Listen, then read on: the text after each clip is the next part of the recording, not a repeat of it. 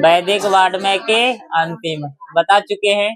किस शास्त्र को प्रकट करता है? किसकी महिमा का गुणगान किया है? सभी जगह कौन व्याप्त है? परमात्मा। मंगलम पाठ में कुल कितने मंत्र है? उपनिषद। यहाँ तक हो गया ना? हमने एक उपनिषद भी पढ़ डाले है ना, ये वाला पढ़े ना, हिरण्मयेन पात्रेण सत्यसा पिहितम मुखम तत्वम पुष्णपाविरीनु सत्य धर्माय दृष्टि। मतलब सोने जैसे पात्र से किसका मुंह ढका है? सत का मुंह किस पात्र से ढका है? सोने जैसे पात्र। सत धर्म की प्राप्ति के लिए किसे हटा देना चाहिए? सोने जैसा पात्र। किस देवता की चर्चा की गई है? कौन देवता की? सूर्य देवता की चर्चा की गई है। बस इतना हो गया ना। आज हम लोग दूसरा श्लोक पढ़ेंगे। आज दूसरा मंत्र चालू करते हैं और दूसरा का नाम है आपका, दूसरा उपनिषद का नाम क्या है? देखो ध्यान से। कंठ। कंठ कंठ होता है कंठोपनिषद। क्या नाम है बताओ तो? कंठोपनिषद। ध्यान से देखो, कोशिश करना बच्चों क्लास में ही याद हो जाए। कहाँ पर बता? क्लास पढ़े। अब देखो, कंठ उपनिषद है। क्या है बताओ तो?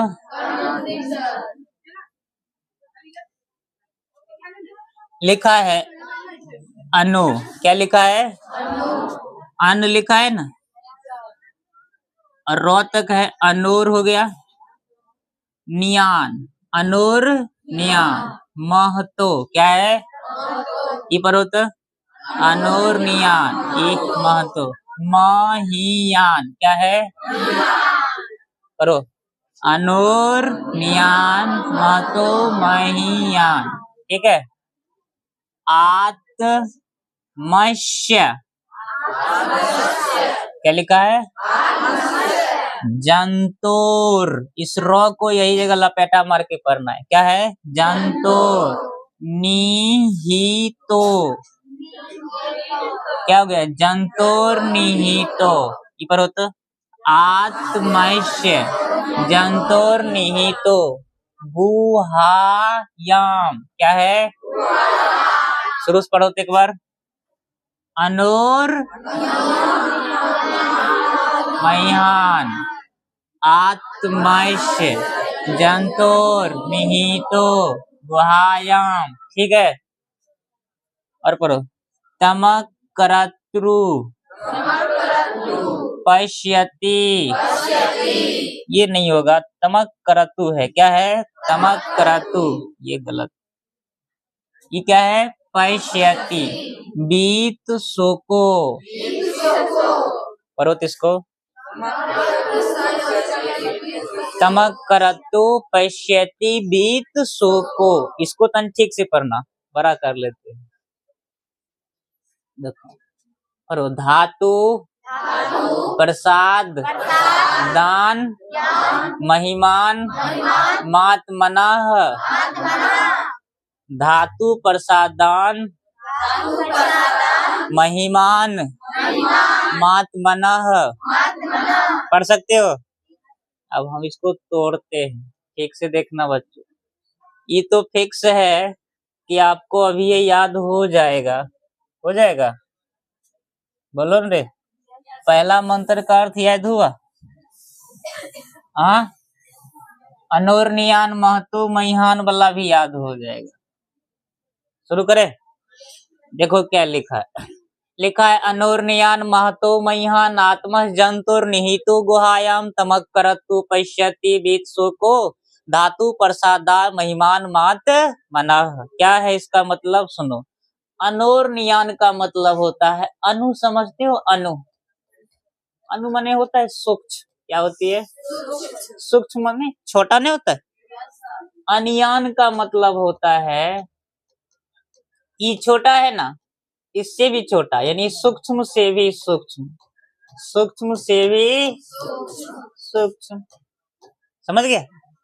ये तो अनु मने छोटा, अनियान मने उससे भी क्या चीज, कोई कहे छोटा, एक आदमी कहा अनियान मतलब उससे भी छोटा।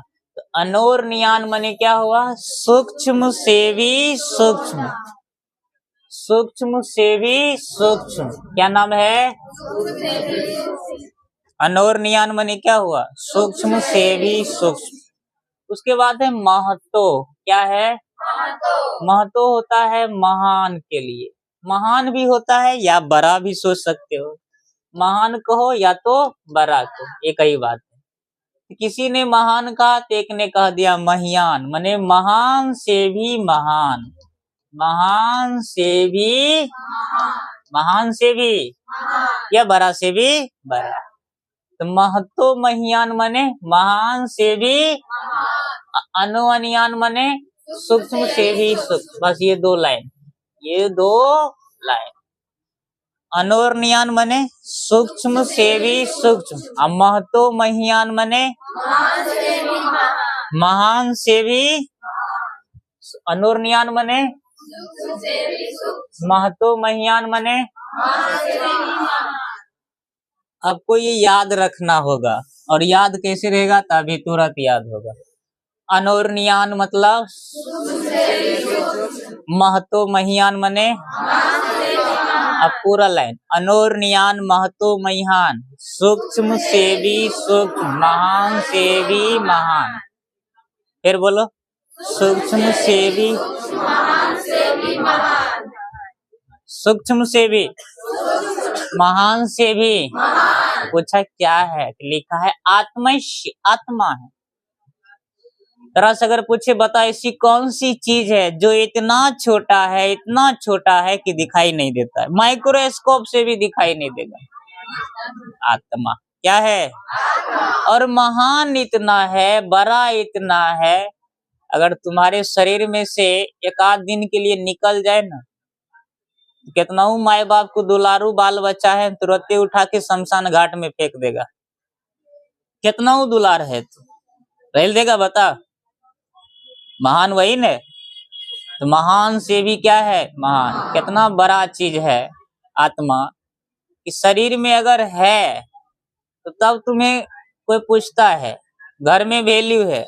शरीर में से निकल गया, तुम्हें भी उठा के शरीर सहित के शमशान घाट में भेज देगा, नहीं भेज देगा? देख लो, बेटा हो या बेटी हो, कोई भी हो, उठा तुरंत फेंक देता है, केवल उस आत्मा के कारण। और इतना छोटा भी है ना, इतना छोटा भी है, कितना डॉक्टर चीर फाड़ करते हैं, दिखाई देगा? बताओ, माइक्रोस्कोप एकदम घुसिए घुसिए लगा तो दिखाई देगा? आत्मा दिखता है? दिखाई देगा रे? तो पूछेगा बताओ, सूक्ष्म से भी सूक्ष्म क्या है, और महान से भी महान क्या है? आत्मा। क्या है? सूक्ष्म से भी सूक्ष्म क्या है? महान से भी महान क्या है? आत्मा है। क्या है?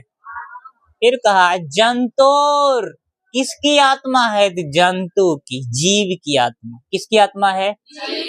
ये जंतु माने होता है जीव, कोई भी जीव है उसकी आत्मा होती है, चाहे वो पेड़ पौधा हो, चाहे मनुष्य हो या पक्षी हो या जानवर हो, सब में आत्मा है।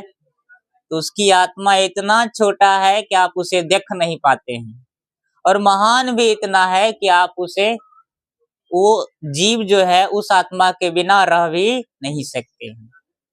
तो सूक्ष्म से भी सूक्ष्म क्या है? आत्मा। महान से भी महान क्या है? पूछेगा किसकी आत्मा? जीव की। किसकी आत्मा? किसकी आत्मा सूक्ष्म से सूक्ष्म है? जीव की। जंतु मने आदमी सिर्फ की सब, पशु पक्षी सब न आएगा, कीड़ा मकोड़ा सब न आएगा। जितना वैल्यू तुम्हारी आत्मा की है ना, उतना ही वैल्यू कुत्ता मक्खी उतना ही है। लोग कहते हैं ना कि 84 लाख योनिया, 84 लाख बार जन्म लेना होगा। क्या लाख? इतना बेर, जिसमें एक पीस आदमी भी है। अब तो बताओ, तू आदमी तो बन चुका है, अभी बचल कितना है? 83,99,900 बेर और जन्म लेना होगा। आदमी खत्म, अब बताओ कौन जन्म मिलेगा? समझ रहा है? एक जन्म आदमी स्वाहा, 83,99,999 बार और जन्म लेना होगा। इतना जीव है, 84 लाख योनि जीव है, योनि माने जीव है, उतना धरती पर जीव है। तो बताइए, किसकी आत्मा सूक्ष्म से सूक्ष्म है? जीव की। किसकी आत्मा महान से भी महान है? जीव की। किसकी आत्मा? जीव की आत्मा। अब ध्यान से सुनते रहो। फिर पूछे, अनोरनियान मने? महतो महिहान मने? क्या है? किसकी आत्मा? जीव की आत्मा। किसकी आत्मा? जीव की आत्मा। कहता है निहित तो स्थित रहती है। अब जीव की आत्मा अगर शरीर में है तो कहाँ है? शरीर में किस पार्ट में है? लिखा है निहित तो गुहाया, गुफा में। कौन गुफा में? हृदय रूपी गुफा में। कौन सी गुफा में? जीव की आत्मा किस गुफा में रहती है? कौन सी गुफा में? जीव जो है उसकी जो आत्मा है वो हृदय रूपी गुफा में क्या है? स्थित रहती है, विराजमान रहती है। जीव की आत्मा कहाँ निवास करती है? कहाँ पे? अब बताओ, अनोरनियान महतो महिहान मनी क्या होती है? सूक्ष्म से भी सूक्ष्म, महान से भी महान। क्या है? किसकी आत्मा? कहाँ रहती है? कहाँ रहती है? हृदय रूपी गुफा में। कौन रहती है? कौन रहती है? आगे इतना समझ में आ गया? अब नेक्स्ट देखो, कहता है तमक करतु पश्यति बीत शोको। जब जीव, वही जीव जिसकी आत्मा, जिसके शरीर में जो आत्मा है सूक्ष्म से भी, चाहे कोई भी जीव है, चाहे मनुष्य है, चाहे वो पक्षी है, चाहे जानवर है, कोई भी जीव है, जब जीव तमक करतु, जब जीव शोक रहित होता है। क्या होता है? शोक रहित। नहीं समझ में आएगा? बताते हैं, बढ़िया से समझो। जब जीव जो है ना शोक रहित होता है, शोक रहित, पहला क्वेश्चन बनेगा, शोक रहित कौन होता है? जीव। शोक रहित कौन होता है? जीव। अब शोक रहित का मतलब क्या होती है? ध्यान से सुनो।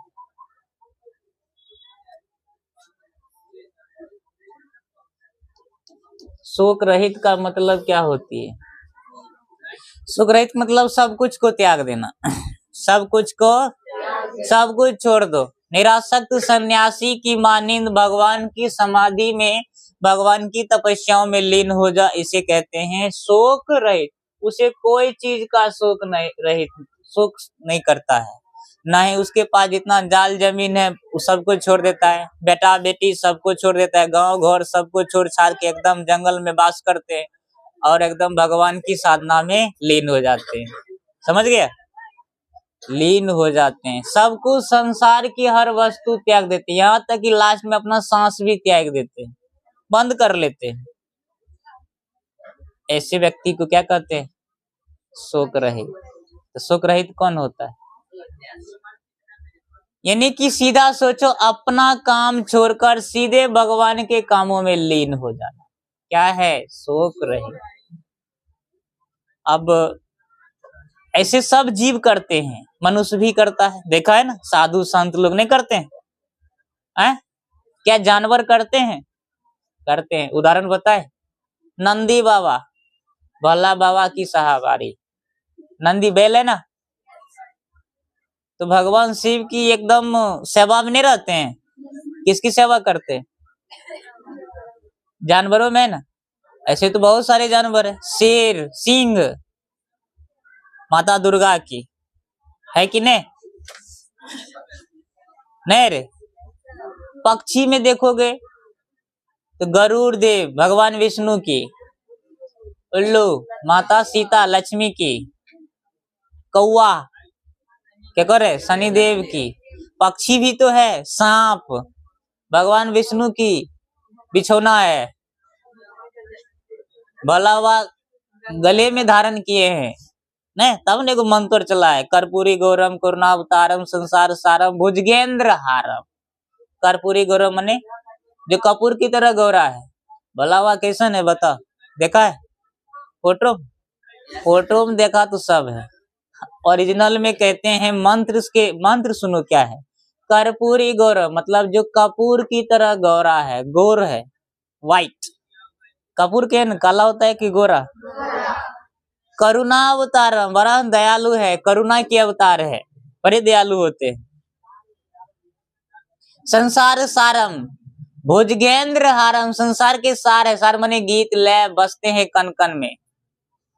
भुजगेंद्र हारम भुजगेंद्र मने सांप, हार मने बाला, हार मने जो सांपों की क्या पहनते हैं, नहीं पहनते।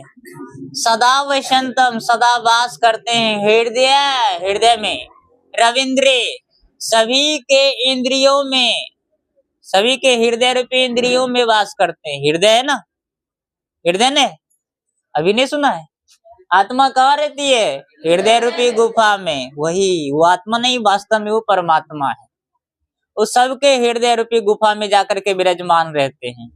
कौन रे, परमात्मा। कौन रहते हैं, परमात्मा। सदा वसंतम हृदय रविंद्रे भवम भवानी, वही भव है, भव मने महादेव, भवानी माता पार्वती भी वही है, अर्धनारीश्वर रूप में। साहित्यम न मानी, इसलिए दोनों को साहित्य पर नाम करना चाहिए। साहित्य माने दोनों को साथ साथ, दोनों को कैसा, तो सांपों की माला पहनते हैं, एक तो सांपों के बिछौना पे सोए हैं, है ना, सांप भी तो है भगवान की सेवा में, है कि नहीं। यहाँ पक्षी जानवर और मनुष्य सब कुछ आ गया, सब कुछ नहीं आ गया। इसलिए कहते हैं जो सब कुछ, जो सब भगवान की सेवा में लीन रहते हैं, इन सभी को हम लोग कहते हैं शोक रहित। तो अब आपसे पूछेंगे बताओ कि शोक रहित कौन कौन होता है, सभी जीव, सब न जीव होता है। शोक रहित कौन होता है, सब जीव होता है। इतना समझ में आया। तो पूछेगा शोक रहित कौन होता है, जीव। शोक रहित कौन होता है, अब सुनो क्या कहते हैं, जब जीव शोक रहित होता है ना, जब जीव क्या होता है, शोक रहित, समझ गया, तब उसकी आत्मा धातु प्रसादान महिमान मात्मना, तब उसकी जो आत्मा होती है महान परमात्मा में। किसमें, महान परमात्मा। सीधे सोचो, परमात्मा में, भगवान में। अब वो सब नंदी, गरुड़ देव जी, नहीं बासुकी नाथ, सांप का नाम है ना, ये सब भगवान की सेवा में लीन रहते हैं। तब उसकी जो आत्मा है डायरेक्ट किससे कनेक्ट रहते हैं, परमात्मा से, भगवान से। ये सब डेली देखते हैं, डेली भगवान से गप्पे सरक्का करते हैं, है ना, सवारी बनते हैं, गप सरक्का चलते रहता है, कितना आनंद मग्न है कि नहीं। उससे बड़ा सुखी कौन है संसार में, बड़े भाग्यशाली हैं। तो हम आपसे कहें, जब जीव शोक रहित होता है तो वो सब शोक रहित है, सब कुछ त्याग दिए, शोक रहित होता है, तब उसकी आत्मा किसमें मिल जाती है, परमात्मा। तब उसकी आत्मा कहाँ मिल जाती है, परमात्मा में। क्वेश्चन पूछेगा बताओ शोक रहित कौन होता है, जी। शोक रहित कौन होता है, जी। शोक रहित जीव की आत्मा किसमें मिल जाती है, किसमें।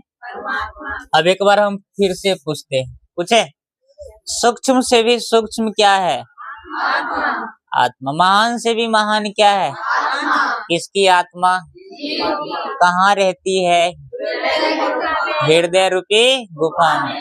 अच्छा बताओ शोक रहित कौन होता है, मम्मी, कहती मम्मी।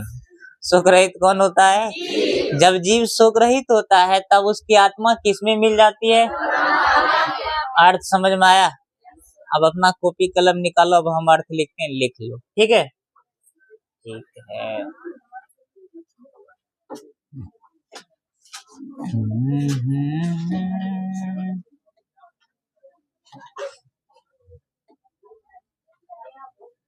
कौन सा उपनिषद है बताओ? कांड।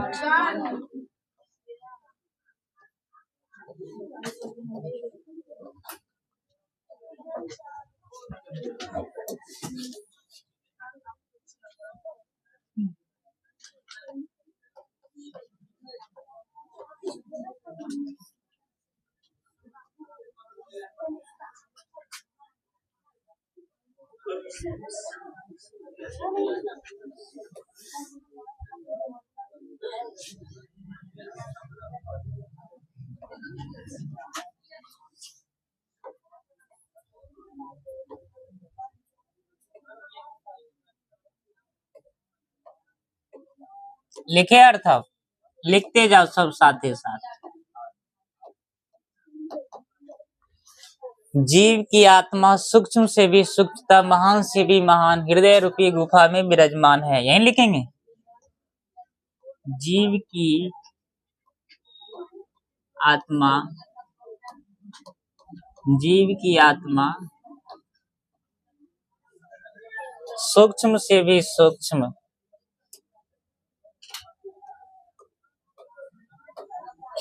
सूक्ष्म से भी सूक्ष्म तथा महान से भी महान, महान से भी महान, हृदय रूपी गुफा में, हृदय रूपी गुफा में, हृदय रूपी गुफा में क्या है? विराजमान है।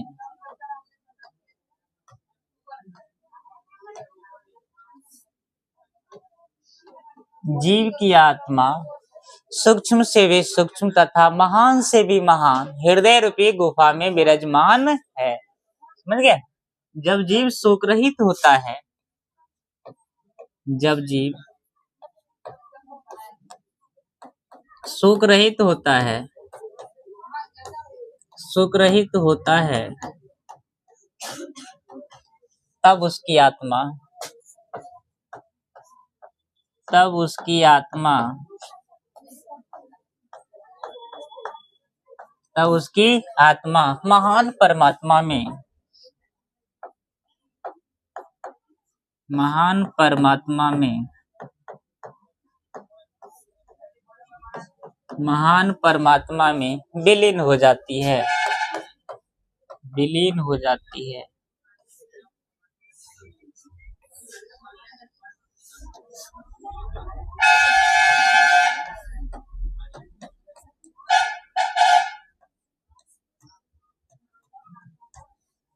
तब उसकी आत्मा महान परमात्मा में विलीन हो जाती है। ये दूसरा उपनिषद है ना?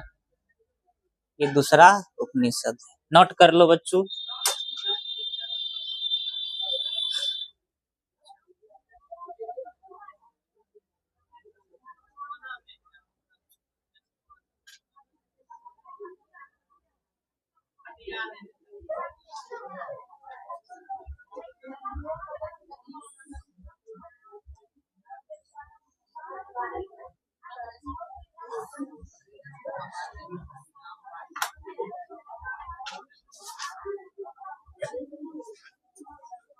हो गया लिखल?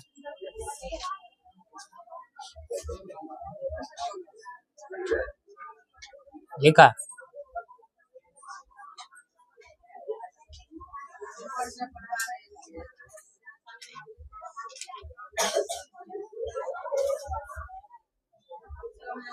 लिख लिया?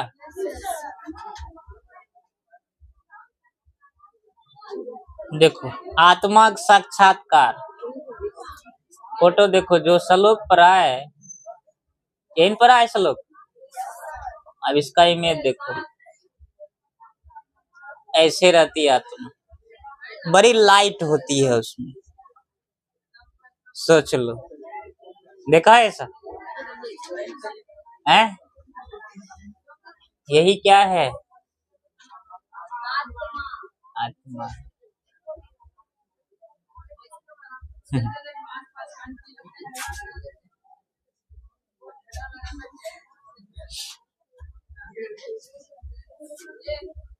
ये लिख लिया। अगला श्लोक पढ़ाए, छोड़ दे। अगला हम लोग स्वर्ग तक जाएंगे।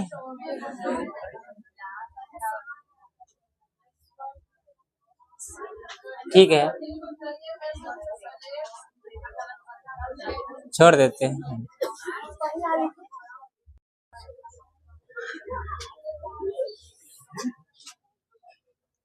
सब बोर्ड पर देखो, ध्यान से पहले समझो। ये कौन सा उपनिषद, तीसरा मंत्र है, तीसरा ही ने है। मुंडक, क्या लिखा है? मुंडक उपनिषद है। लिखा है सत्यमेव, देखो सत्यमेव जयते, क्या लिखा है? यह है ना, उसके बाद नृ, तो इसको म पढ़ेंगे, आधा म, क्या होगा? ना नृतम, बोलो तो की पढ़ो तो सत्यमेव जयते ना नृतम। थोड़ा पहले पढ़ लेते हैं, ठीक है? पढ़ लेगा, पढ़ो तो सत्यमेव जयते ना नृतम। उसके बाद पढ़ो, ध्यान से पहले सुनो। नहीं आता है ना पढ़ने, जो जो अक्षर है उनको बोलो, लेकिन आवाज को बंद नहीं करना है। ऐसे सत्येन, क्या है? पढ़ो तो पंथा वित्तो देवयानाः, क्या है? सत्येन ये क्या है? सत्यमेव जयते ना नृतम सत्येन पंथा वित्तो देवयानाम्, ठीक है? ये पढ़ लेगा। सत्यमेव जयते ना नृतम सत्येन पंथा वित्तो देवयानाः। ये ना पढ़ो, कर्मन्त्य ऋषियो, कर्मंत यो तक हो गया, री अलग हो गया, ठीक ना? कर्मंत्या पढ़ो तो, फिर पढ़ो तो ऋषियो आप्त कामा, फिर पढ़ो तो यना कर्मन्ते ऋषिया आप्त कामा, क्या है? पढ़ो तो ठीक ना? फिर पढ़ो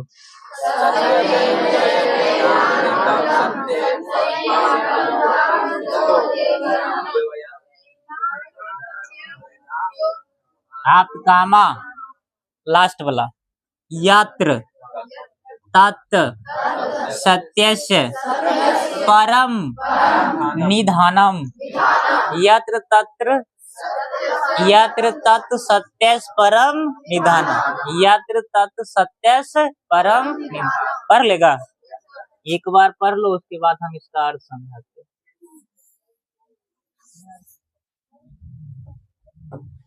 पढ़िए, सत्यमेव जयते ना नृतम सत्येन पंथा वित्तो देवयानाः यना कर्मन्त्या ऋषियो हाप्त कामा यत्र तत् सत्यस्य परम निधानम्।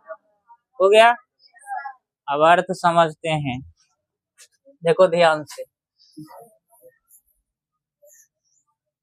लिखा है सत्यमेव जयते, इसका मतलब है सत्य की, जयते माने जीत होती है। क्या? सत्य की जीत होती।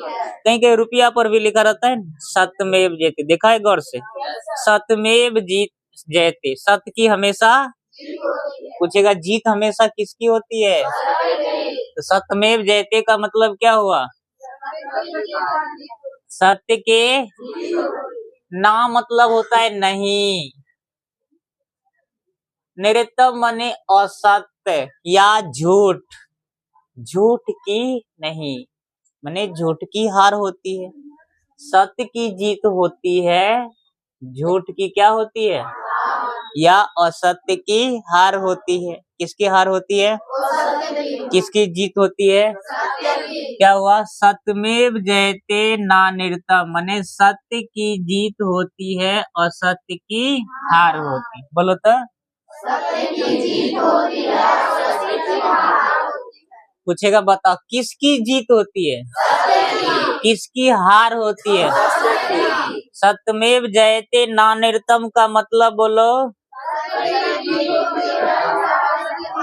सत्य की जीत होती है और सत्य की हार होती है, ठीक ना? आगे पढ़े।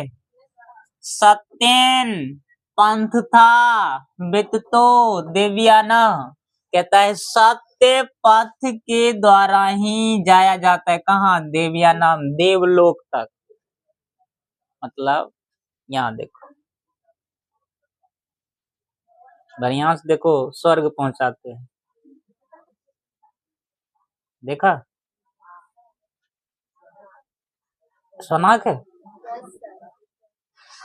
यही है देवताओं का लोक, देवलोक।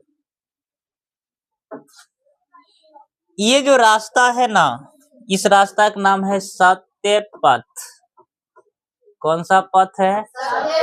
पथ मने रास्ता, पथ मने रास्ता। इसी सत्य पथ के द्वारा ये है देवलोक। क्या है? देवलोक। देवलोक। अगर आपको देवलोक तक जाना है तो आपको इसी रास्ता से, इस रास्ता का नाम क्या है? सत्य पथ। इसी सत्य पथ के द्वारा ही आप कहाँ तक पहुंच सकते हैं? देवलोक। कहेगा देवलोक तक पहुंच, देखो कितने बढ़िया है ना। देवलोक तक पहुंचने का कौन सा रास्ता है? सत्य पथ। कौन सा रास्ता है? सत्य पथ के द्वारा कहाँ तक पहुंची जाती है? कहाँ तक? देवलोक तक। किस पथ के द्वारा? सत्य पथ के द्वारा। फिर से देखो, सत्यमेव जयते नानिर्तम, माने सत्य की जीत होती है और सत्य की हार होती। किसकी जीत होती है? सत्य की। किसकी हार होती है? सत्य की। देवता तक या देवलोक तक पहुंचने का कौन सा रास्ता है? सत्य माँ। कौन सा पथ? किस पथ के द्वारा देवलोक तक पहुंची जाती है? कौन सा पथ? देख लिया, सतपथ। सतपथ के द्वारा ही कहाँ तक पहुंची जाती है? देवलोक तक। यना कर्मंते, जिसका अनुसरण, माने देखाउसी समझो, जिसका अनुसरण ऋषिया ये करता है, ऋषिया हाथ कामा करते हैं। जिसका अनुसरण ऋषि लोग करते हैं। कौन सी का? सत्य पथ का। सत्य पथ का अनुसरण कौन करता है? कौन ऐसा व्यक्ति है जो सत्य की रास्ता पर चलकर देवलोक तक जाते हैं? ऋषि लोग। देखो ये जो ऋषि लोग हैं, सप्त ऋषि, 7 ऋषि हैं। 7 ऋषि है, 1 2 3 4 5 6 7, समझ गए? ये सातों ऋषि, चाहे जो भी ऋषि है, सभी ऋषिगण जो होते हैं, इन्हीं सत्य पथ के द्वारा ही कहाँ पहुंचते हैं? देवलोक। तो पूछेगा बताइए, ये जो ऋषि लोग है, ये सारे ऋषि लोग किस पथ का अनुसरण करते हैं? बताओ। सत्य पथ का। कौन पथ का? ये सारे ऋषि लोग किस पथ का अनुसरण करते हैं? सत्य पथ का। पूछेगा सत्य पथ का अनुसरण कौन करते हैं? ऋषि लोग। ये सब ऋषि लोग, सब क्या है? ऋषि लोग। तो सत्य पथ का अनुसरण कौन करते हैं? ऋषि लोग। कौन करते हैं? ऋषि लोग करते हैं। इतना समझ में आया? फिर से पूछते हैं, बताओ किसकी जीत होती है? किसकी हार होती है? देवलोक तक पहुंचने का कौन सा रास्ता है? सत्य पथ का अनुसरण कौन करते हैं? कौन लोग करते हैं? ऋषि लोग। किस पथ का अनुसरण करते हैं? सत्य पथ। ये ऋषि लोग सत्य पथ का अनुसरण करते हैं ना। यत्र माने सत्य पथ का अनुसरण करके ये ऋषि लोग, यत्र माने यहाँ से, तत् माने वहाँ, सत्य समझे सत्य का, परम निधानम परमात्मा के धाम तक, परमात्मा के धाम तक यानी देवलोक तक पहुँचते हैं। इसी सत्य पथ का अनुसरण करके ऋषि लोग कहाँ तक पहुँचते हैं? बताओ। यहाँ से कहाँ जाते हैं? देवलोक। सत्य की जीत होती है और सत्य की क्या होती है? सत पथ के द्वारा ही कहाँ पहुंची जाती है? देवता तक। जिस पथ का अनुसरण कौन करते हैं? ये ऋषि लोग इसी सत पथ का अनुसरण करके यहाँ से, यत्र मने यहाँ से कहाँ तक? देवलोक तक। कहाँ तक? देवलोक तक पहुँचते हैं। कौन पहुँचते हैं बताओ? ऋषि लोग। कौन पहुँचते हैं? अब समझ में आया? अच्छा चलो बोलते हैं, फिर से पूछे। किसकी जीत? किसकी हार? असत की हार होती है। देवलोक तक पहुंचने का रास्ता बताओ। सत्य पथ के द्वारा कहाँ पहुंची जाती है? देवलोक तक पहुंची जाती है। कहाँ पहुंची जाती है? देवलोक तक पहुंची। सतपथ का अनुसरण कौन करते हैं? सतपथ का अनुसरण ऋषि लोग। सतपथ का अनुसरण करके कहाँ तक पहुंचते हैं? देवलोक तक पहुंचते हैं। कहाँ पहुंचते हैं? अब इसका अर्थ लिखे हम। ठीक है, अपना कॉपी कलम निकालो और अर्थ लिखो। अच्छा एक और बात बताओ, एक बात और छुपा है। इस उपनिषद का नाम क्या है? इसमें हम लोग सत्य की चर्चा किए ना, और असत्य की चर्चा किए। तो पूछता है क्वेश्चन, बताओ सत्य का वर्णन किस उपनिषद में? ऋषि का वर्णन किस उपनिषद में? झूठ का वर्णन किस उपनिषद में? देवलोक का वर्णन किस उपनिषद में? समझ में आया? अर्थ लिखे अब।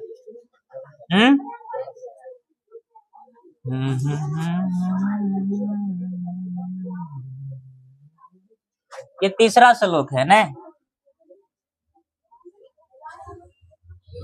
यहाँ अर्थ लिख देते हैं। लिख दे। क्या लिखेंगे?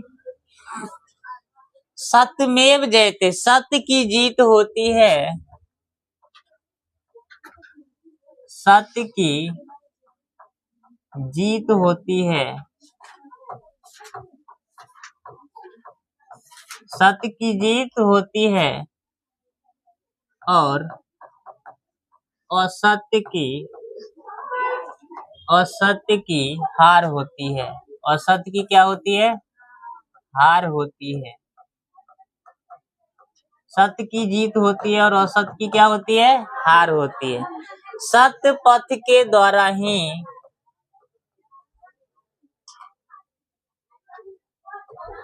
सत्य पथ के द्वारा ही सत्य पथ के द्वारा ही कहाँ तक? देवलोक तक पहुंची जाती है। देवलोक तक पहुंची जाती है। जिस सतपथ का अनुसरण जिस सत्य पथ का अनुसरण जिस सतपथ का अनुसरण कौन करते हैं बताओ? अनुसरण ऋषि लोग करके कहाँ तक जाते हैं? देवलोक तक जाते हैं। कहाँ तक जाते हैं बच्चों? बोलो। देवलोक तक जाते हैं। देवलोक तक जाते हैं। नोट कर लो।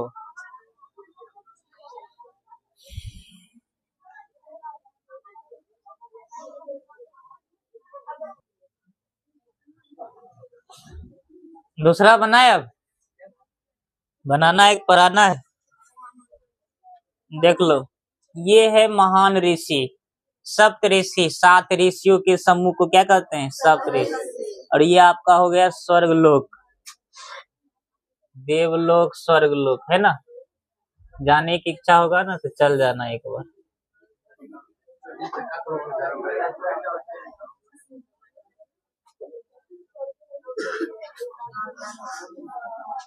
अच्छा चलो अगला देखते हैं।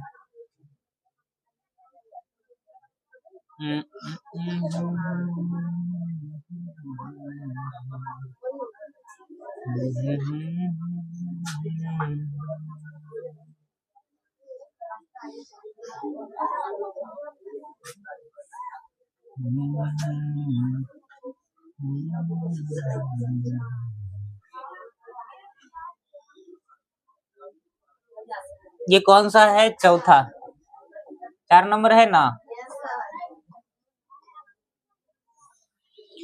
ये भी मुंडक उपनिषद है। कौन सा उपनिषद? इससे पहले भी मुंडक था, अब भी क्या है? मुंडक ही है ना। 1 नंबर वाला कौन था बताओ? ईशावास्य। पहला कौन था बताओ? ईशावास्य। दूसरा देखो, दूसरा कौन है? दूसरा कंठ है। तीसरा कौन था? मुंडक। अब चौथा भी क्या है? अब हम लोग मुंडक पढ़ते हैं, है ना। चौथा उपनिषद बड़ा सिंपल है, बड़ा सीधा साधा है। पिछला वाला याद हुआ? देवता तक पहुंचने का कौन सा रास्ता है? सतपथ के द्वारा कहाँ पहुंच सकते हैं? किसकी जीत? किसकी हार? देवलोक तक कौन पहुंचते हैं? ऋषि लोग पहुंचते हैं। अब तो बढ़िया बढ़िया फोटो आएगा। माता काली की होगी। इनका नाम बताओ तो कोई ना, बताओ कौन है? जैसे अपना कभी बातचीत करते हैं, डायरेक्ट लाइव बातें कर रहे हैं, ऐसे ही ये व्यक्ति इनसे डायरेक्ट बात करते थे। रामकृष्ण परमहंस। क्या है ये? काली जी के बहुत बड़े भक्त, परम भक्त थे। जैसे अपना माय से बतियाते हैं घर पर, या अपना जैसे अभी बातचीत करते हैं, ऐसे करके ही बात करते थे। सोचो, मूर्ति से नहीं, डायरेक्ट। इन्हीं के शिष्य हुए, नाम जानता होगा, स्वामी विवेकानंद। इन्हीं के शिष्य है स्वामी विवेकानंद के। ये क्या है? गुरु है। अब इनके बारे में बताते हैं। हमें यही चीज पढ़ना है। ये नदी है, ये क्या है? देख लो, काली जी हैं, रामकृष्ण परमहंस हैं, नीचे में क्या है? स्वामी विवेकानंद। बारे शिष्य को पहचान लिया, गुरु को नहीं पहचान पाया। ये क्या है बताओ कोई? ये नदी है। अब फोटो दे दिए, ज्यादा समझ में आएगा। वैसे तो बिन फोटो को भी बता सकते हैं, लेकिन फोटो से और ज्यादा क्लियर होगा। पर ये क्या लिखा है? यथा। वैसे यथा माने होता है जैसे, लेकिन यहाँ याद रखना है जिस प्रकार। नद्या माने छोटकी नदियां। नदा माने जिस प्रकार छोटी नदियां। जिस प्रकार कौन नदियां? सयंद माने समुद्रे अस्तम गच्छन्ति। यहाँ तक पहले पढ़ लेते हैं। जिस प्रकार छोटी नदियां सैंद माने समुद्रे, समुद्र में मिल जाती है। कहाँ मिल जाती है? जिसमें वे अपने नाम रूपे बिहाए, इसमें नाम और रूप दोनों को त्याग देते हैं। मतलब जब छोटी नदियां समुद्र में मिलती है, कहाँ मिलती है? तो वो 2 चीज भूल जाती है। पहली चीज नाम, दूसरी चीज, बस इतना ही याद रखना है। जब छोटी नदी कहाँ मिलेगी? क्या क्या भूल जाएगी? नाम और रूप।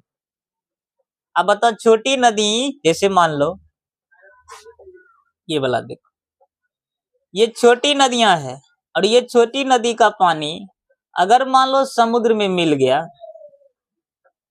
ये छोटी नदियां का पानी ये जो आ रही है कहाँ मिल जाए बताओ? इन समुद्र में मिल जाए, तो क्या ये नदी का पानी अब कहोगे इसको कि ये अपने आप को कहेगा कि हम छोटी नदी का पानी है? ये भी कहेगा हम भी क्या है? हम भी समुद्र है। ये भी समुद्र बन जाती है। नहीं, नाम बदल गया। पहले छोटी नदी, अब नाम रखा गया क्या चीज? समुद्र बन गया। नाम भूल गया, रूप भी भूल जाता है। पहले इतनी चुकी था, अब विशाल है। रूप भी चेंज हो गया ना। नाम के साथ रूप, 2 बातें याद रखना। पहली बात बोलो, और दूसरी बात क्या क्या भूल जाती है? क्या भूल जाती है? तो जब छोटी नदी कहाँ? समुद्र में, बड़ी नदी नहीं, समुद्र में मिलती है, तो समुद्र में मिलने के बाद क्या क्या भूल जाती है? नाम और नाम के साथ। कहता है जिस प्रकार छोटी नदियां समुद्र में मिलने के बाद अपना नाम और रूप दोनों को त्याग देती है, भूल जाती है ना? तो अरे नहीं करना, बड़ा आदमी बन जाएगा तो अपना छोटा मोटा नाम और भूल जाना, यही करेगा। छोटे आदमी को वैल्यू देना ही बंद कर देगा, यही करेगा। देखो अहंकारों, कहते हैं जिस प्रकार छोटी नदियां समुद्र में मिलने के बाद में अपना नाम और रूप बिहाए माने त्याग देती है, जिस प्रकार छोटी नदियां समुद्र में मिलने के बाद क्या क्या भूल जाती है? नाम और रूप भूल जाती है। तथा संस्कृत है ये, उसी प्रकार, यथा जिस प्रकार, तथा उसी प्रकार, जिस प्रकार छोटी नदियां समुद्र में मिलने के बाद अपना नाम और रूप भूल जाती है, उसी प्रकार तथा विद्वानम, उसी प्रकार विद्वान पुरुष नाम रूपाद, उसी प्रकार विद्वान पुरुष भी भूल जाता है। क्या? कैसे? विमुक्ते भूल जाती है। परात परम पुरुष मुपैति दिव्यम, जब वे दिव्य पुरुष में मिलते हैं। किस पुरुष में? उसी प्रकार जब विद्वान पुरुष दिव्य पुरुष में मिलते हैं, विद्वान पुरुष किस पुरुष में मिलते हैं? यहाँ देखो, ये विद्वान थे और ये दिव्य पुरुष हैं। सोचो भगवान से डायरेक्ट बात करना संभव है? संभव है नहीं। दिव्य पुरुष का मतलब क्या? ऐसा लीला कर देंगे कि जो धरती पर किसी आदमी के बस की बात नहीं है। बस की बात सोचो, तुम्हारे सामने कोई डायरेक्ट भगवान से बात कर रहे हैं तो असंभव कार्य न है। दिव्य पुरुष है, इनका जन्म हुआ तभी इनको पता चल गया, अच्छा फलना का जन्म हो गया है। इनका परम भक्त बनने वाले हैं, ये बात इसे पहले से पता थी। तो जब ये कॉलेज में पढ़ाई कर रहे थे, इनके बारे में तरी कहानी कह देते हैं। ये जब कॉलेज में पढ़ाई कर रहे थे, जानबे करता है कॉलेज का ड्रेस कैसन होगा, एकदम शर्ट फुल पैंट हर पहनने होंगे, यह ना होगा ये। और ये तो बेचारा अपना साधु संत जी थे, लेकिन इनके बारे में सब लोग जानते थे, इनको पागल बाबा कहते थे। क्या कहते थे? सोचो, ये वास्तव में भगवान के भक्ति में पागल थे। तो सब लोग कहा या ये सारे 5 गो फ्रेंड मिलकर के सोचे कि एक बार जाते हैं उनसे मिलने के लिए। किससे? रामकृष्ण परमहंस से मिलने के लिए। किससे मिलने के लिए? ये कौन है? स्वामी विवेकानंद है। स्वामी विवेकानंद है। लेकिन इस समय बच्चों इसका स्वामी विवेकानंद नाम नहीं थे। कोई बताएगा इसका क्या नाम था शुरुआत का? इनका जो शुरुआत का नाम था वो नाम है नरेंद्र। क्या नाम है? नरेंद्र। क्या नाम है? जब ये नरेंद्र अपनी कॉलेज की अवस्था में थे, पढ़ रहे थे, विद्यार्थी की उम्र में, तब अपने 5 दोस्त के साथ में गए थे इन बाबा को देखने के लिए। सोचो तुम्हारे गांव में भी एगो बाबा ऐसा आ जाए तो मिल करके चलो देखने के लिए, एकदम नहीं चल देता है। अजीब अजीब कहानी कहते हैं, अजीब अजीब खेला दिखा देते हैं। तो कहा देखते हैं, 5 को मिल के गए किसके यहाँ? रामकृष्ण परमहंस जी। जब ये इनको देखे ना, ये तो पहले से नहीं इनको जानते थे, ये जन्म नहीं, पिछले कई जन्मों से इनको जानते थे, लेकिन ये नहीं जानते थे, ये जान गए थे। अब जैसे ये इनको देखे, जोर से ठाका पार के हंसने लगा के रामकृष्ण परमहंस जोर जोर से हंसने लगे। अभी नहीं सोचो कि 2 मिनट हंस करके बंद हो गया होगा, नहीं, इतना देर हंसते रहे, इतना देर हंसते रहे कि इनके साथ जो 5-6 गो और दोस्त था ना, सब भाग गया ही अकेले एकदम ढिठ गो और बहन के खड़ा थे ना। आप जब तक अगर हंसी बंद देंगे तब तक हम यहाँ से हिलने वाले नहीं हिलेंगे। जब देखा ही इन्होंने, जब इनको देखे ना कि ये भागने वाला नहीं इंसान है, सब भागने वाला तो भाग चुका है लेकिन ये भागे नहीं है, तभी गए इनको कान पकड़ लिए और लेकर गए काली जी के मंदिर में। पता है इनके लिए क्या बना के रखे थे? खीर बना के रखे थे। काली जी इनको पहले कर दिए कि तुम्हारा बेटा आने वाला है, बना लो उसके लिए कुछ खाना पीना, भाई अतिथि न है, उनके लिए कुछ सेवा सत्कार करो। कहा ठीक है बना लेते हैं, तो खीर और बना के रखने थे। इनको कान पकड़ के ले गए मंदिर में। ये बेचारा डर से दे थर थर कांप रहे थे। ये जान पहचान, मैं तेरा मेहमान, ये गणेश पीछे पड़ गया। पता है नहीं है? जान पहचान है? नहीं पहचान है? अब बताओ, तोरा कोई कान पकड़ के लेकर जाएगा, चल चल चल इधर इधर, की हाल होगा? जानबे नहीं करता है। लेकर गए थे। ये बेचारा आश्चर्य कर रहे हैं। कौन आश्चर्य कर रहे हैं बता?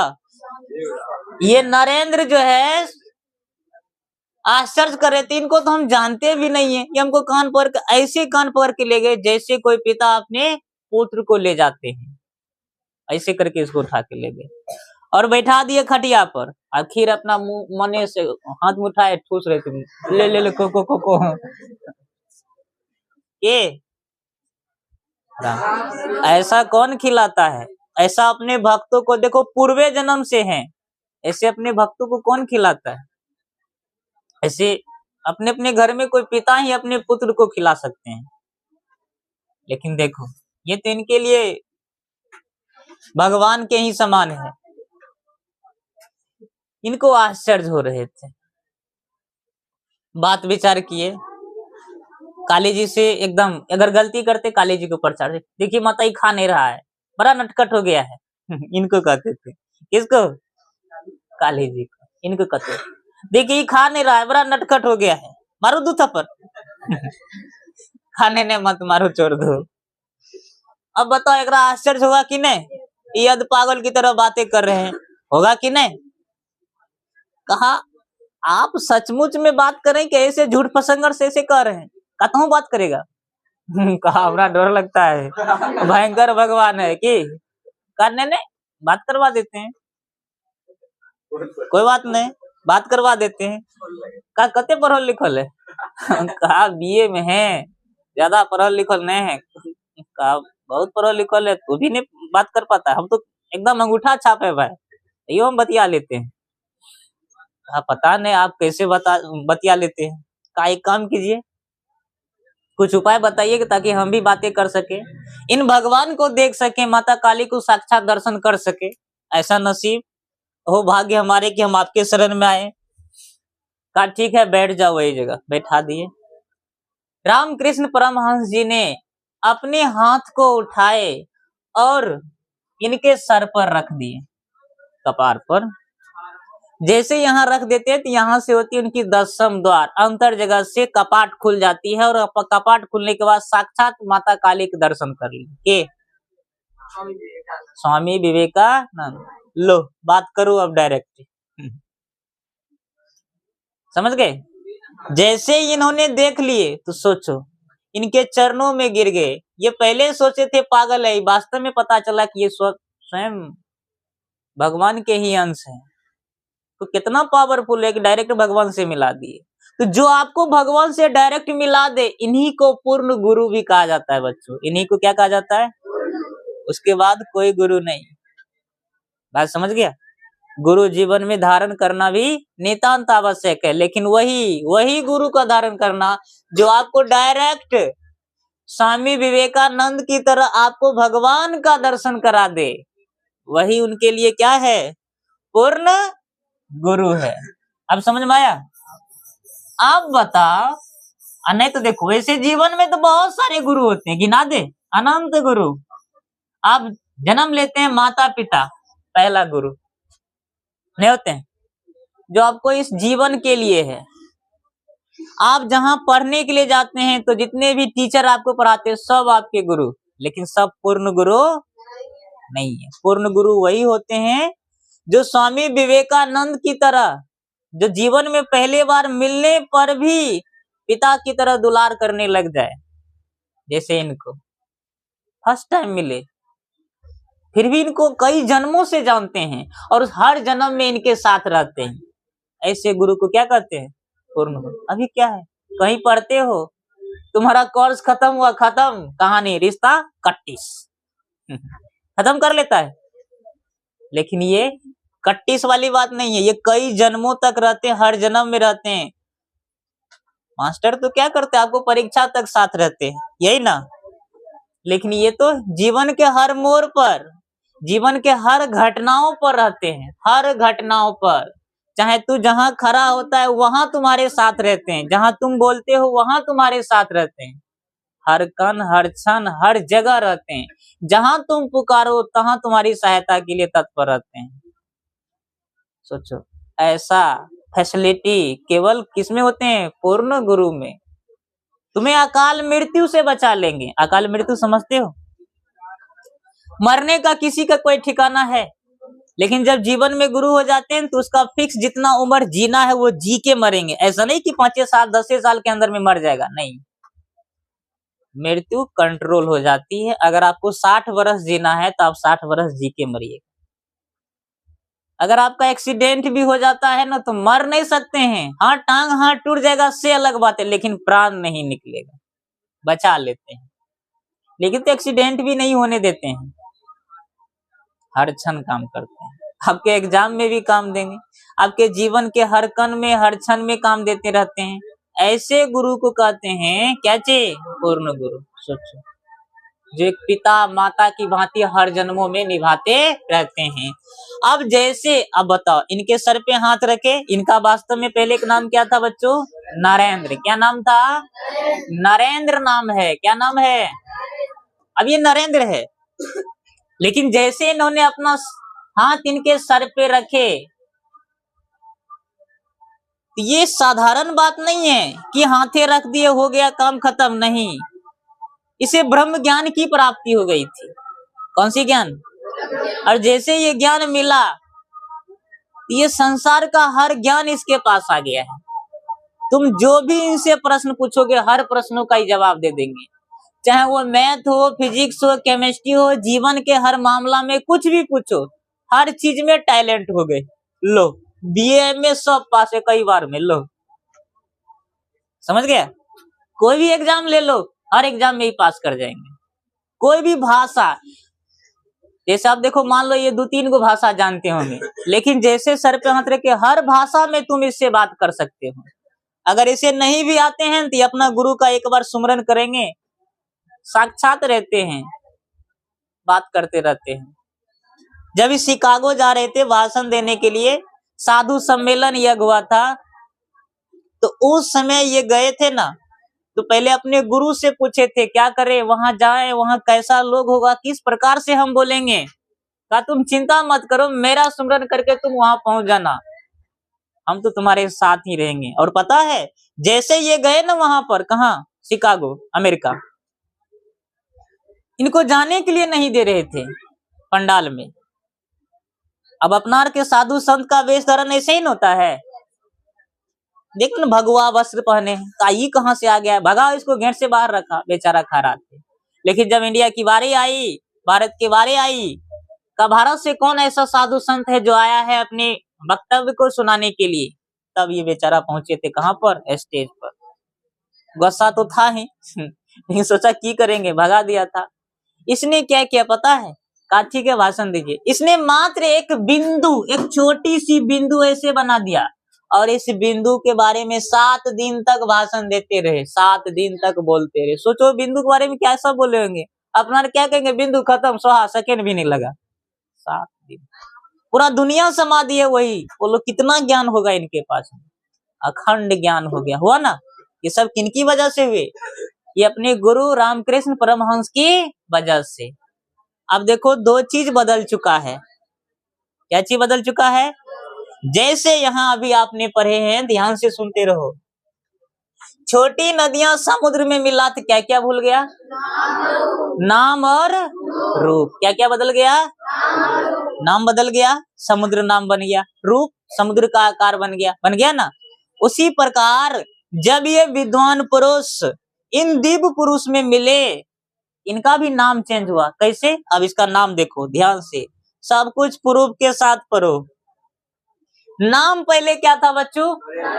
अब इसका नाम क्या है बताओ कोई? स्वामी विवेकानंद। क्या नाम है? ऐसे गुरु मिले, जीवन बदल दिया। विवेकानंद नाम देखो, विवेक माने बुद्धि। इसके मन मंदिर मस्तिष्क में बुद्धि फैल गया था, बुद्धियों का पक्षी अपना पंख फैलाने लगा। उसी दिन से इसका नाम पड़ गया। और शिकागो गया था तभी इसका नाम स्वामी विवेकानंद पड़ गया। इतना अच्छा भाषण दिए, इतना अच्छा वचन दिए, प्रवचन दिए, जीवन बदल गया। स्वामी विवेकानंद। तो बोलो नाम चेंज हुआ? अच्छा वस्त्र भी चेंज होगा ना? देखो ना, पहले स्कूल ड्रेस, कौन सा ड्रेस? अब कौन सा ड्रेस? भगवा वस्त्र। भगवा। बोलो क्या रूप चेंज हुआ? क्या चेंज हुआ? क्या क्या चेंज हुआ? नाम और रूप। बात समझे? नाम नरेंद्र था, अब क्या हो गया? स्वामी विवेकानंद। पहले स्कूल ड्रेस पहनते होंगे, अब क्या पहनते हैं? भगवा।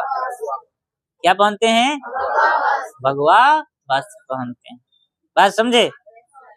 बहुत सारी बातें हैं इनके बारे में।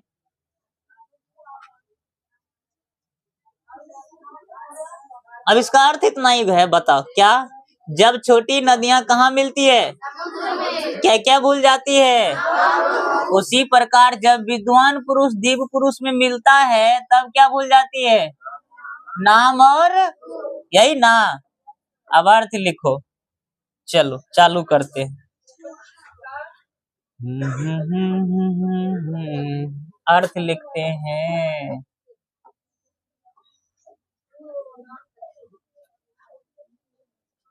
जिस प्रकार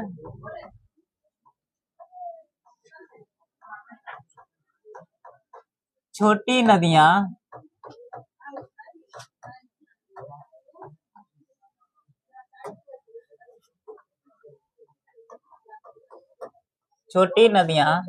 समुद्र में मिलने के बाद, समुद्र में मिलने के बाद क्या क्या भूल जाती है?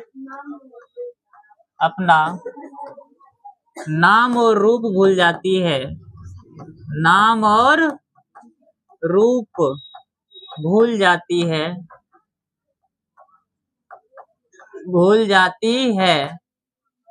जाती का मतलब त्याग देती है। भूल जाती माने उसी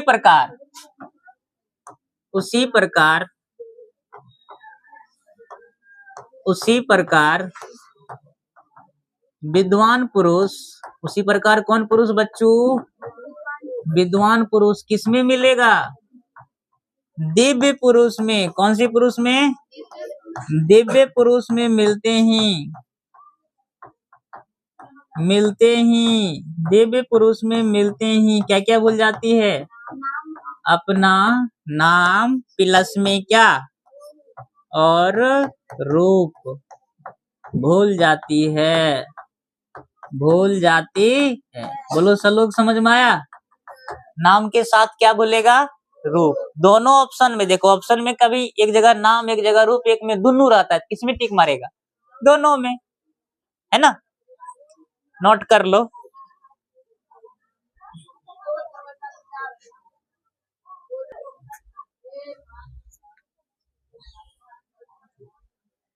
लिख लो, अच्छे से लिख लो, याद हो जाएगा सब।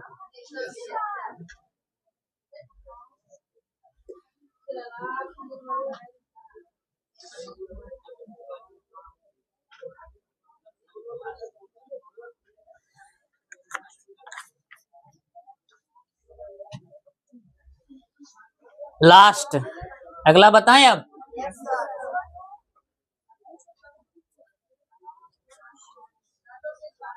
अब तो सूर्य भगवान को देखते हैं, है ना?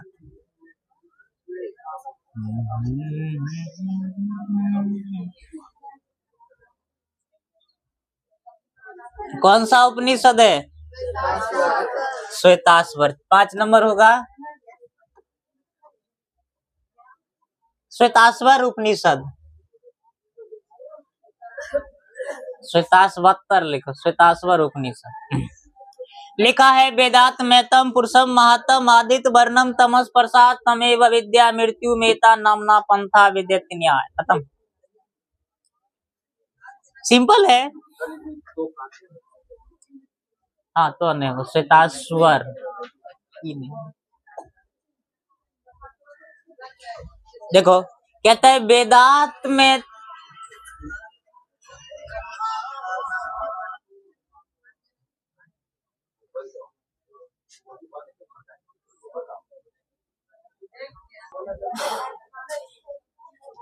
देखो रे, वेदांत महतम पुरुषम महत्तम, कहता है वेद और आदित्य, वेद और कहते हैं वेदांत महतम पुरुषम महांतम आदित्य वर्णम तमस प्रस्ताद तमेव विद्युत्वाति मृत्यु मेता नामना पंथा विधेत न्याय। इसमें ज्यादा याद नहीं रखना, दो वर्ड याद रखो खाली, वेद और आदित्य। क्या चीज? वेद क्या होता है बताओ, कौन कौन? ऋग्वेद, यजुर्वेद, सामवेद और अथर्ववेद। कहते हैं वेद और आदित्य, वो आदित्य का मतलब क्या होती है? सूर्य। आदित्य का मतलब, कहते हैं वेद और आदित्य इस समय दिव्य रूप में विराजमान है। किस रूप में? देव। देव का मतलब आश्चर्यजनक। सोचो, सूर्य किसके कहने से डेली आते हैं? अगर मान लो तू 10 को रूम बनाएगा तो 1 को बोल सब मिलेगा, 10 को बोल होगा ना। और सूर्य अकेला इतना बड़ा बल्ब है, पूरी दुनिया को प्रकाश देते हैं। घुसा जाते हैं तो झटका मारेगा, नहीं झटका मारते हैं? एक बार तो बहुते घुसा गए थे, एकदम सब देखा, सब देवता के शादी हो गए, ये बेचारा शादी नहीं कोई कर रहे थे, घोग बुला लिए। अच्छा रुको, कल तरह बताएंगे के कले भोरे भोर हुआ, एकदम झाउसल गर्मी देना स्टार्ट कर दिए, जहाँ टाइगर लगना स्टार्ट कर लो। भगवान जी विचार करने लगे, अच्छा बुझ गए, एक मतिया कने डिरियल है ना। तुरंते देखा सुनी हुआ, शादी कर दिया। एकरा से छाया से, किससे? सूर्य की शादी किससे हुआ? अब अगर नीचे साधारण तो कोई टिक ही नहीं सकते हैं, इतना उसमें गर्मी है। सूर्य में कितना गर्मी है, सोचो न, घुसा जाते हैं तो कभी कभी गर्मी में देखता है ना, कभी लोग गाड़ियों देने लगता है, नहीं दे देता है। तो बेचारा सोचे कि नहीं, छाया शादी कर देते हैं ताकि ये ठीक ठाक से रहे, धूप को बर्दाश्त कर ले। छाया से शादी होने के बाद एगो बेटा जन्म हुआ था, नाम सबको पता होगा, शनि। क्या नाम है? सूरज के बेटा ने। जब जब शनि का कलर कैसा है? काला। छाया का कलर कैसा? काला जन्म लिया। शनि गोसाल था। सूर्य देवता घुसा जाते थे अपना बेटा को, देखा काला है, पसंद नहीं है, चेंज कर देते हैं, नहीं होता है। तो कहता है दो चीज देखो, सूर्य एक ही सूर्य है, संसार को प्रकाशित करते, बिना सूर्य के तो धरती पर कुछ होता ही नहीं होता। पेड़ पौधा अपना भोजन नहीं बना पाते, भोजन नहीं बना पाते तो सब खत्म। ऑक्सीजन कहाँ से मिलता? ऑक्सीजन नहीं मिलता तो अपना यहाँ रहते, सुहा हो जाते हैं। तो सूर्य बड़ी इंपॉर्टेंट है कि नहीं? सूर्य ही सबका जीवन के आधार है और वेद ज्ञानों के आधार है। वेद किसके आधार? ये तो जीवन का आधार है। तो वेद और आदित्य दिव्य रूप में विराजमान है। किस रूप में? दिव्य रूप में। देखो कहा ऐसा किताब पढ़ो सब ज्ञान आ जाए, तो वेद सबको जीवन देने वाला आदित्य। आदित्य मने कहता है वेद और आदित्य दिव्य रूप में विराजमान है। और जो ज्ञानी लोग होते हैं, कौन लोग? जो महानतम पुरुष होते हैं, जो पुरुष ज्ञानी होते हैं, वो वेद और आदित्य का दर्शन करके, वेद को पढ़ के ज्ञान अर्जित करते हैं। आदित्य माने सूर्य की पूजा करके उससे ज्ञान प्राप्त करते हैं। तो वेद और आदित्य का दर्शन करके जीवन मरण के फंदों से सदा के लिए क्या हो जाते हैं? मुक्त हो जाते हैं। क्या हो जाते हैं? मुक्त। इस संसार रूपी जीवन को जीना ही नहीं चाहते हैं। लो अर्थ लिख देते हैं, लिख दें। वेद और आदित्य, वेद और कौन? आदित्य किस रूप में विराजमान है? दिव्य रूप में। कौन से रूप में विराजमान है? विराजमान है। ज्ञानी लोग क्या करते हैं बताओ? ज्ञानी लोग इसका साक्षात्कार जीवन मरण के फंदों से, जीवन मरण के फंदों से मुक्त हो जाते हैं। जीवन मरण के फंदों से क्या हो जाते हैं? मुक्त हो जाते हैं। खत्म।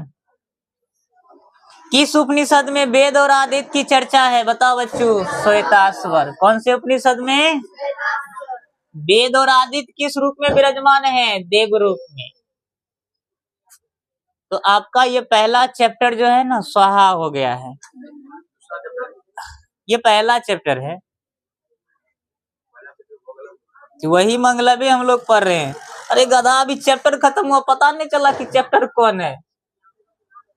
जा रे बका, दिखा दे फिर।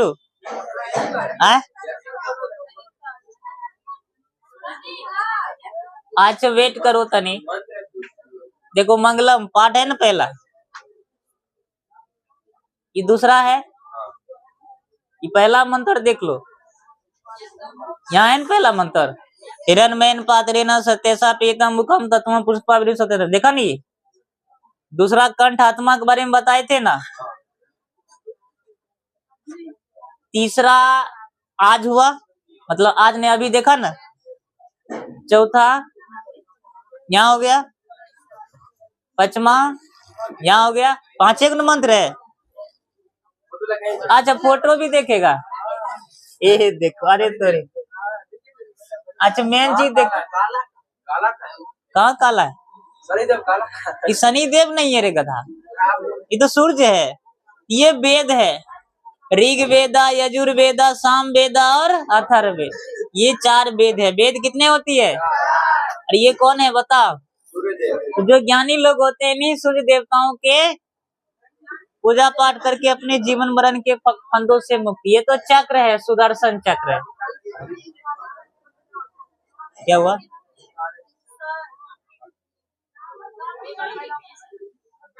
क्या हुआ?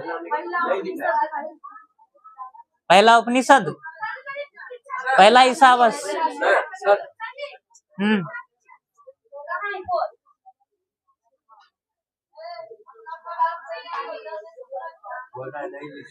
ये वाला देख लिया?